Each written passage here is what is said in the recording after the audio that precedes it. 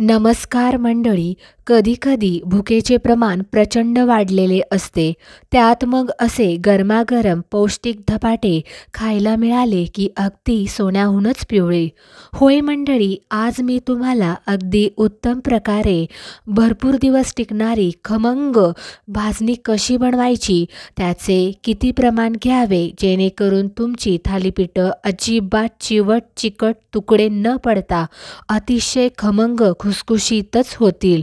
उत्तम भाजणीसाठी भरपूर टिप्स या व्हिडिओत सांगितल्या आहेत.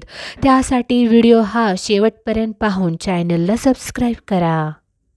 हे पहा, इथे मी भाजणीसाठी लागणारे सर्व साहित्य एका भांड्यात काढून घेतले आहे.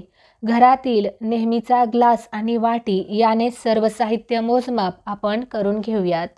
हे पहा, हा जो रेग्युलर ग्लास आहे यानेच मी काही धान्ये मोजून घेतली आहेत. सर्वात आधी एका वाडग्यात मी ज्वारी स्वच्छ निवडून घेतली आहे. इतर धान्य डाळीपेक्षा भाजणीत ज्वारीचे प्रमाण हे जास्त वापरतात. या ग्लासने 4 ग्लास ज्वारीही घेतली आहे. वजनी 1 किलो ही ज्वारी घेतली आहे. इथे यानंतर 1 ग्लास गहू स्वच्छ निवडून घेतले आहेत. गहू हे मी इथे लोकवनचे वापरले आहेत. यानंतर 1 ग्लास चणा डाळ घ्यायची आहे. चणा डाळीऐवजी इथे तुम्ही अख्खे चणे वापरले तरीही चालते, पण अख्ख्या चण्यापेक्षा अशा चणा डाळीमुळेच थालीपीठं छान बनतात. आता 1 ग्लास तांदूळ घेतले आहेत. तांदूळ मी स्वच्छ धुवून फॅनखाली चांगला सुकवून घेतला आहे. तांदूळ धुतल्यानेच त्याचा खरखरीतपणा निघून त्याला स्मूथनेस येतो. त्यामुळे तांदूळ धुवून सुकवूनच वापरायचा. कोणत्याही एका वाटीने पाव वाटी उडीद डाळ ही घेतली आहे. उडीद डाळ फार चिकट असते, त्यामुळे ही पाव वाटीच वापरायची आहे. जर का उडीद डाळ जास्त झाली तर थालीपीठ थापताना पीठ हाताला चिकटते. पाव वाटी मूग डाळ घेतली आहे. मूग डाळ ऐवजी इथे तुम्ही हिरवे आखे मूग वापरले तरीही चालू शकते. मूग डाळीमुळे थालीपीठं छान खमंग चविष्ट बनतात. पाव वाटी नेहमीचे कांदे पोहे बनवितो तेच पोहे मी इथे घेतले आहेत. पोह्यांमुळे थालीपीठाचे तुकडे न होता खुसखुशीत बनतात. या एका चमच्याने मसाल्याचे प्रमाणही मी इथे मोजून घेणार आहे. 3 टीस्पून अख्खे धने घेतले आहेत. 2 टीस्पून जिरे घेतले आहेत. जिऱ्याची क्वांटिटी तुम्ही इथे जास्त वाढवली तरी चालेल. 1 टीस्पून ओवा हा घेतला आहे. याच मसाल्यांमुळे भाजणीला मस्त सुवास तर येतोच, सोबत थालीपीठाची चव ही सुपर टेस्टी बनते. तसेच सर्व धान्ये डाळी ओला टॉवेल कोरडा करून त्यावर ठेवून पुसून घेतली तरीही चालतात. इथे मी थोडी जाडसर आणि पसरट बुडाची कढई ही घेतली आहे. म्हणजेच यामध्ये भाजणी अशी व्यवस्थित भाजता येते. शिवाय ती हलविताना हात ही अवघडून दुखून येत नाही. आता या कढईमध्ये बसेल एवढीच ज्वारी मी भाजणार आहे.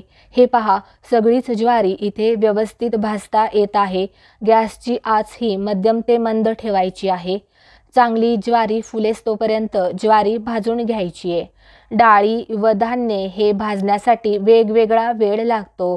डाळी लवकर भाजतात, धान्येही उशिरा. त्यामुळे ही भाजणी सुपर उत्तम होण्यासाठी सर्व जिन्नस उत्तम भाजणे फार आवश्यक आहे. त्यामुळे ती अशी वेगवेगळी करूनच भाजायची आहेत.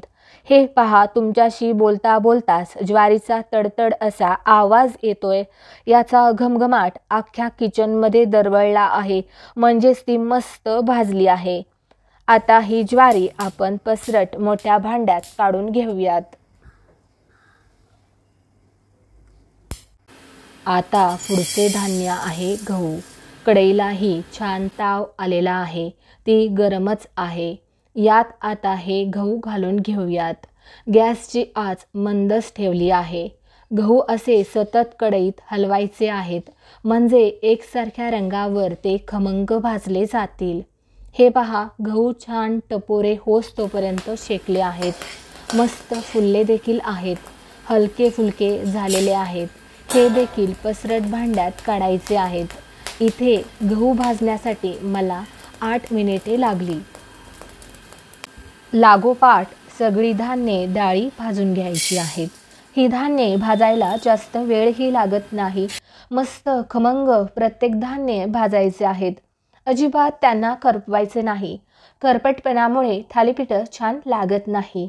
हे पहा, तुमच्याशी बोलता बोलता हरभरा डाळ ही मस्त एकसारखी खमंग भाजली आहे. हरभरा डाळी भाजण्यासाठी मला इथे 5 मिनिटे लागली.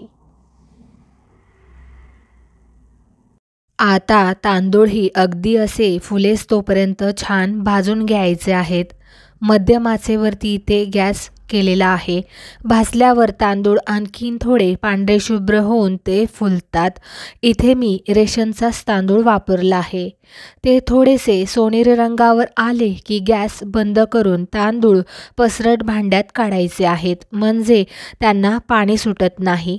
तांदूळ भाजण्यासाठी इथे मला 7 मिनिटे लागली आहेत. मस्तच. इथे उडीद डाळ ही अगदी छान रंग बदलेस तोपर्यंत भाजून काढायची आहे. मंद आचेवर उडीद डाळ ही छान भाजून काढा. थोडासा रंग बदलला की ती भाजली असे समजावे. ही डाळ भाजण्यासाठी 2 ते 3 मिनिट लागले आहे. हिचा घमघमाट अख्ख्या किचनमध्ये दरवळला आहे. मूग डाळ ही अशीच मस्त खमंग भाजून घ्यायची आहे. मूग डाळ भाजण्यासाठी जास्त वेळ लागत नाही. उडीद डाळ मूग डाळ भाजण्यासाठी प्रत्येकी इथे 3-3 मिनिटे लागली आहेत. आता पोहेही असेच याच पद्धतीने भाजून घेऊयात. मंडळी, आज मी तुम्हाला जे थालीपीठाची भाजणी बनवून दाखवते ती माझ्या आईची रेसिपी आहे. यापासून बनवलेली थालीपीठं इतकी रुचकर, चविष्ट, सुपर टेस्टी लागतात ना. अगदी आईचीच रेसिपी मी तुमच्यासोबत शेअर करते. हे प्रमाण घेतलंत ना, तुमची थालीपीठं कुठेच बिघडणार नाही किंवा तुटणार नाहीत किंवा चिकटणार नाहीत. अशी ही खमंग भाजणी घरात असेल तर आपण कधीही बनवून खाऊ शकता. पौष्टिक देखील आहे. पोहे देखील मस्त भाजल्यानंतर मसालेही छान जास्त न करपवता फक्त कुरकुरीत करून घ्या. ओवाही जास्त न भाजता खमंग भाजा. थोडा जरी करपला तरी तो कडू लागू शकतो. हे पहा, तळावर कॉटनचे कापड पसरून त्यावर सगळी धान्य डाळी भाजल्यावर काढून थंड करायला ठेवायची आहेत. म्हणजे गरमीने धान्याला ओलसरपणा न होता ती कोरडीच राहून थंड होतात. हे पहा, मी इथे परातीत एक धान्य काढले आहे. इथे एकसारख्या रंगावर मी प्रत्येक धान्य डाळी भाजून घेतल्या आहेत, म्हणजे त्या खमंग बनतात. मंडळी, घरात अशी भाजणी असेल ना, कधीही तुम्ही मुलांना त्याची थालीपीठं बनवून देऊ शकता. ही थालीपीठ भाजणी जेवढी जास्त निघोतीने तुम्ही बनवाल ना, भाजाल ना, तेवढी त्याची थालीपीठं अगदी रुचकर लागतात. याच्यामध्ये असणारी प्रोटीन्स, कार्ब्स मुलांच्या वाढीसाठी उत्तम आहेत. मस्त हलकी फुलकी भाजणी ही भाजणी झाली आहे. अगदी आजी आजोबा मस्त एन्जॉय करू शकतील इतकी चविष्ट ही बनते. इथे भाजणी ही पूर्णपणे थंड करून घेतलेली आहे. ही अशी भाजणी हाताने एकसारखी करून घ्यायची आहे. मिसळून घ्या. संपूर्णपणे थंड झाल्यावरच भाजणी गिरणीमध्ये जाऊन दळून आणायची आहे. दळताना ज्वारीचे पीठ असते ना, अगदी तशीच थोडीशी जाडसर दळून आणायची आहे, म्हणजे त्याची थालीपीठं अगदी खुसखुशीत होतात.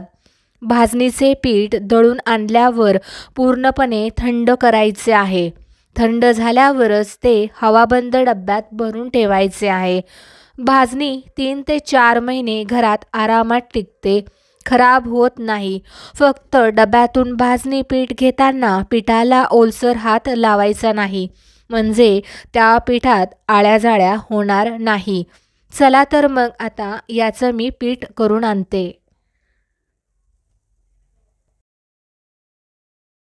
हे पहा, इथे मी दळून आणलेल्या पिठातील 1 मोठे भांडे भाजणीचे पीठ घेतले आहे. चला या पिठाचे मस्त खमंग धपाटे बनवूया. पीठ ताजेच आहे, तरीही मी याला एकदा चाळून घेतले होते. इथे मी असे थोडेसे चरबरीतच पीठ दळून आणले आहे. मंडळी, भाजणीचा घमघमाट अख्ख्या किचनमध्ये दरवळला आहे. पीठ मस्त दळून दिले आहे. पिठात घालण्यासाठी लागणारे साहित्य पाहूया. धपाटे म्हटल्यावर थोडंसं झणझणीत चव छान लागते. तर इथे 10 तिखट हिरव्या मिरच्या घेतल्या आहेत. इथे फिक्या मिरच्या घ्यायच्या नाहीत, अशा तिखट मिरच्याच लागतात. लसूणही भरपूर घेतला आहे. 14 ते 15 लसूण पाकळ्या ह्या घ्यायच्या आहेत. धपाटी बनवण्यासाठी लसूण हा थोडा जास्तच लागतो. हिरव्या मिरच्या पण थोड्या जास्त लागतात, तरच त्याला परफेक्ट चव ही येते. इथे मी सुके खोबरे असे पातळसर काप करून घेतले आहे. 1 वाटी कोथिंबीर स्वच्छ धुवून कोरडी करून घेतली आहे. धपाट्यामध्ये कोथिंबीर थोडी जास्त घ्यायची आहे. पिठाच्या क्वांटिटीनुसार 1 मोठा कांदा असा बारीक चिरून घेतला आहे. अर्धे टोमॅटोसुद्धा असे चिरून फोडी करून घेतले आहे. आल्याचा साधारण 1 मोठा तुकडा हा घ्यायचा आहे. इथे 2 टीस्पून हे जिरे घेतले आहे. भाजणीत ओवा मिसळला आहे, तरीही यात इथे 1 टीस्पून ओवा वापरायचा आहे. घेतलेले हे सर्व साहित्य मी घेतलेल्या पिठाच्या क्वांटिटीनुसारच वापरले आहे. चला आता मिक्सर जारमध्ये काही मसाले बारीक करून घेऊयात. सुरुवातीला जिरे घातले आहे. जिरे थोडे शिल्लक ठेवूनच घातले आहे. लसूण घालायचं आहे. आले घालायचे आहे. खोबऱ्याचे कापही घातले आहेत. टोमॅटोचे कापही असे घालून घ्या. घेतलेल्या सर्व मिरच्या अशा तुकडे करून घालूयात, म्हणजे ते व्यवस्थित बारीक होते. हे सर्व जिन्नस बारीक करताना पाणी लागले तरच वापरा, नाहीतर पाणी न टाकताच याची बारीक पेस्ट तयार करून घ्यायची आहे. चला, घेतलेल्या भाजणी पिठामध्ये शिल्लक राहिलेले हे जिरे वापरायचे आहे. लागलीच ओवाही घालून घ्यायचा आहे. नेहमीच्या सवयीप्रमाणे ओवा मी इथे थोडासा हातावर चुरगळून घालते. मस्त फ्लेवर येतो ओव्याचा. तिखट भरपूर आहे, तरीही 1 छोटा चमचा लाल तिखट मी इथे वापरले आहे. अर्धा चमचा हळद घातली आहे. हळद फक्त रंगासाठी वापरली आहे. अर्धा चमचा ही धना पावडर वापरायची आहे.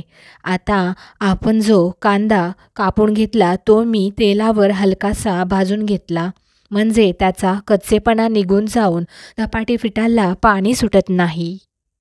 इथे कांदा तुम्ही न भाजताच कच्चाच वापरला तरीही चालू शकते. कोथिंबीर भरपूर घालायची आहे. कोथिंबीर ही बारीक चिरून घालायची आहे. यात धपाटेला कोथिंबीर ही थोडी जास्तच लागते. आणि हा पहा, हिरवी मिरची, लसूण, आले, खोबरे याचा मिक्सरमध्ये वाटलेला हा मसाला यातच घालूया. आता यात मी 10 हिरव्या मिरच्या घातल्या आहेत. तुम्हाला जर जास्त झणझणीत धपाटे नको असेल तर यातील थोडा मसाला बाजूला काढून ठेवा. नंतर लागेल तसा तो वापरून घ्या. पण धपाटे हे झणझणीतच छान लागते बरं का. यावर चवीनुसार मीठ घालायचे आहे. चला, आता कोरडेच पाणी न वापरता मसाला हातानेच पिठात एकजीव करून घ्यायचा आहे. यामुळे पुढे किती पाणी पिठात लागेल याचा आपल्याला अंदाज येईल. हे पहा, पीठ मस्त एकजीव होऊन कोरडे झालेले आहे. आता इथे मी 1 तांब्या साधेच पाणी वापरले आहे. हे पाणी पिठात लागेल तसे वापरून पीठ हे मळून घ्यायचे आहेत. हे पहा, भाकरीपेक्षा थोडीशी सैलसर कणिक मी ते मळून घेणार आहे. तर इथे जे पाणी आहे मसाल्याचे ते देखील मी ते वापरले आहे. पुढे जेणेकरून धपाटी थापताना ती पटापट पुढे सरकली जातील. 7 ते 8 मिनिटासाठी पीठ छान भिजू द्यायचे आहे. कारण की यात आपण ज्वारी, गहू, तांदूळ, डाळी वापरतो की नाही, त्यामुळे पीठ थोडं भिजून थोडं फुगते व त्याची धपाटी ही हलकी फुलकी होतात. मळलेल्या पिठावर झाकण ठेवून हे 7 ते 8 मिनिटासाठी हे पीठ तसेच ठेवूया. पीठ भिजवण्यासाठी मला इथे पूर्ण 1 तांब्याभर पाणी लागले आहे.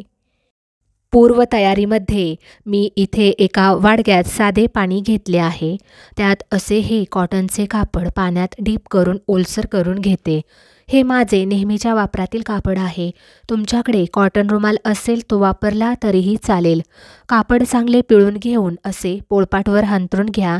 हे पहा 8 मिनिटानंतर धपाट्याचे पीठ छान मस्त भिजले. आता साधारण चपाती एवढा पिठाचा गोळा हातात घ्यायचा.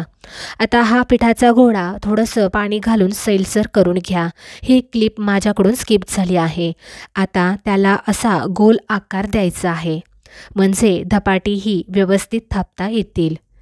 पीठ असं कापडावर ठेवायचं आहे. आता यावर मी असा थोडा कांदा आणि कोथिंबीर ठेवते. तुम्ही मार्केटमध्ये पाहत असाल धपाटीही वरतून त्यावर कोथिंबीर, कांदा किंवा पालकचे टाकून त्याचे धपाटे बनवतात, म्हणजे धपाटीही अशी आणखीनच खमंग होतील. पिठात कांदा कोथिंबीर इथे नाही घातलं तरीही चालेल. आपण अगोदरच पिठात कांदा कोथिंबीर घातली आहे. हे पहा, हे असं पाण्यात थोडा हात बुडवायचा. हलकंसं पाणी हाताला लावून धपाटी थापायला सुरुवात करायची आहे. जेव्हा जेव्हा पीठ हाताला चिटकेल त्यावेळेस हा हात पाण्यात बुडवायचा आणि मगच धपाटी थापायची. धपाटी अशी हाताने थोपटून थोपटून करतात, त्यामुळे त्याला धपाटी हे नाव आहे. हे पहा, हाताने असं पीठ पुढे पुढे सरकवत अगदी जमेल इतपत पातळसर धपाटं हे थापून घ्यायचं आहे. जाडसर धपाटी छान लागत नाहीत. बरेच जण जाडसर धपाटी थापतात, मग ती अशी धपाटी आतून कच्चीच राहतात व ती खायलाही पिठळ लागतात. यात तुम्ही आणखीन पांढरे तीळही वापरू शकता, पण आम्ही तीळ खात नाही त्यामुळे मी इथे वापरले नाही. भाकरीपेक्षा पातळसर पीठ ठेवल्याने धपाट्यांवर हाताचीही अशी बोटं उमटतात. खाली ओले कापड असल्याने धपाटीही पटपट पुढे सरकतायत. हे पहा, पातळसर धपाटं इथे थापून झालं आहे. धपाटं पातळसर थापून झाल्यावर त्याला अशी बोटाने छिद्र पाडून घ्यायची आहेत, म्हणजे धपाटीही आतपर्यंत शिजून निघतात, त्याच्यामध्ये तेलही व्यवस्थित जाते. आता याला या पद्धतीने असं उचलून घ्यायचं आहे. पीठ रुमालाला चिकटले असल्याने ते खाली पडत नाही. आता याला आपण तव्यावर शेकून घेऊयात. परफेक्ट.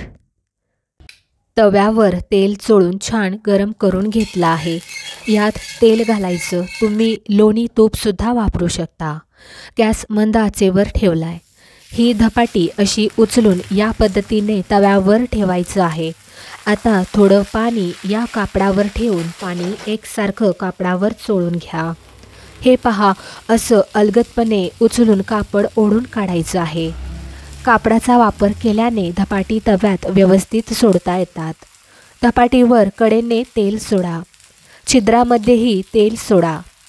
आता पुन्हा कडेने असे थोडे पाणी सोडायचे आहे. आता यावर असे झाकण ठेवून द्यायचे. गॅस हा मीडियम टू जास्त ठेवायचा आहे. धपाटी शेकताना तेल पाण्याचा वापर केल्याने धपाटी वरतून कोरडी न होता आतपर्यंत ती शेकली जातात व ती मस्त खमंग होऊन खुसखुशीत लागतात. 5 मिनिटे झाले आहेत. धपाटीवरील झाकण बाजूला काढते. आता कडेने असे उलातणे घालून धपाटी दुसऱ्या बाजूनेही शेकायला घेऊया. दुसऱ्या बाजूला जास्त वेळ लागत नाही शेकायला. आता यावर पुन्हा असं तेल सोडायचं, म्हणजे मस्त खमंग खुसखुशीत धपाटं कोरडे न राहता खुसखुशीतच होतं. धपाटं म्हटलं की तेल थोडं जास्त वापरलं. गरमागरम तूप लोणी टाकलेली धपाटी अगदी मस्त लागतात. हे पहा, धपाट्याचा रंग बदलला आहे. दोन्ही बाजूनी ते मस्त खमंग खुसखुशीत भाजले आहे. अगदी आपण आलू पराठे भाजतो ना, अगदी सेम तसेच. आता हे असं प्लेटवर काढूया. परफेक्ट. इथे धपाट्याचा सुवास अगदी घरभर तरवळला आहे. मस्तच. अगोदर सांगितल्याप्रमाणे दुसरे धपाटेही करून दाखविते. हे पहा, हे जे ओलसर कापड आहे ना, हे प्रत्येक वेळेस पाण्यात टाकून थोडं चोळून धुवायचे आहे. म्हणजे काय होते, ही धपाटी मस्त पुढे पुढे सरकत पातळसर थापली जातात. आणि आणखी एक म्हणजे रुमाल पोळपाटवर अंथरला की लगेचच त्यावर थोडे पाणी शिंपडायचे. याने काय होते की धपाटे हे कापडावर चिकटून न राहता ती पटापट पुढे सरकून थापली जातात. आणि भाजणी जेवढी छान निगोतीने भाजली जाते तेवढी खुसखुशीत चविष्ट ही धपाटी लागतात. हे पहा, मस्त अशी भाकरीसारखी पण पातळसर धपाटी थापून झाली आहेत आणि याला अशी छिद्र पाडायची म्हणजे तेल पाणी धपाट्याच्या आतपर्यंत जाऊन ती चांगली शेकली जाऊन खुसखुशीत व मस्त बनतात. आता कापडसहित हे उचलून तव्यावर टाकूयात. सुरुवातीपासून तवा मी कुठेच बंद केला नाही. गरज पडली तर तवा मी मंद आचेवर ठेवला आहे. आता तव्यावर थोडे तेल टाकायचे, त्यामुळे धपाटे हे तव्यालाच चिकटून राहणार नाही. यावर वरतून पाण्याचे शिंतोडे देऊन पाणी कापडावर फिरवून घ्यायचे. आता अलगदपणे रुमाल धपाटीवरून ओढून काढायचं आहे. सुरुवातीला यावर तेल टाकले, नंतर थोडे पाण्याची शिंतोडे टाकली. कोरडे पडू नये म्हणून यावर झाकण ठेवून घेतले. 5 मिनिटात धपाटे मस्त खालून शेकले जाते. आता याला दुसऱ्या बाजूने शेकूयात. गॅस मध्यम ते जास्त करून पुन्हा यावर तेल सोडूयात. आता मस्त खमंग खरपूस धपाटीही भाजून घेऊयात. मार्केटमध्येही धपाटी अशी भरपूर तेलात खमंग भाजली जातात, त्यामुळेच ती खूप चविष्ट बनतात. भाजलेले धपाटे असे प्लेटवर काढायचे आहे. परफेक्ट, मस्तच.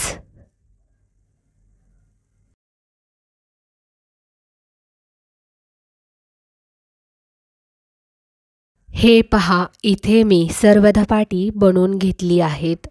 अतिशय पौष्टिक, टेस्टी, भन्नाट, रुचकर रेसिपी आहे. माझ्या घरी ज्या पद्धतीने माझी आई ही रेसिपी बनवते अगदी सेम त्याच पद्धतीने धपाटे मी तुम्हाला बनवून दाखवली आहे. परफेक्ट. आता ही धपाटी प्लेटमध्ये सर्व करून घेऊयात. एक एक धपाटं तुम्ही जवळूनही पाहू शकता किती खुसखुशीत अशी ही झालेली आहेत. ही धपाटी प्रवासातही तुम्ही नेऊ शकता. 4 ते 5 दिवस ही अशीच आरामात टिकतात, खराब होत नाहीत. आणखीन एक म्हणजे जर का तुमच्या घरात आजी आजोबा लहान मुले असतील तर थोडी कमी तिखट धपाटे त्यांना बनवून देऊ शकता. एकदम हेल्दी ऑप्शन आहे मंडळी हा. एक एक धपाटं अजिबात वातट चिवट चामट चिकट झालेलं नाही.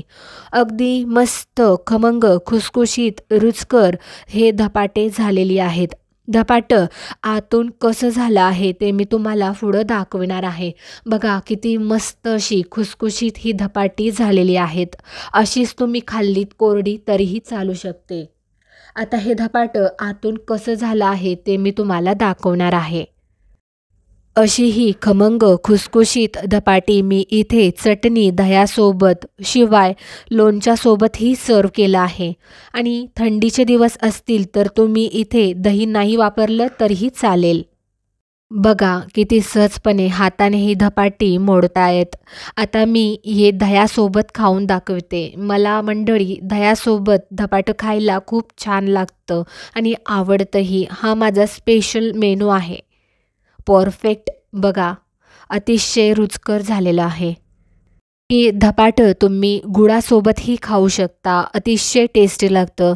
भाजणीचा रेशो परफेक्ट असेल ना तर ही धपाटी अजिबात तुकडे पडत नाही किंवा बिघडत नाही.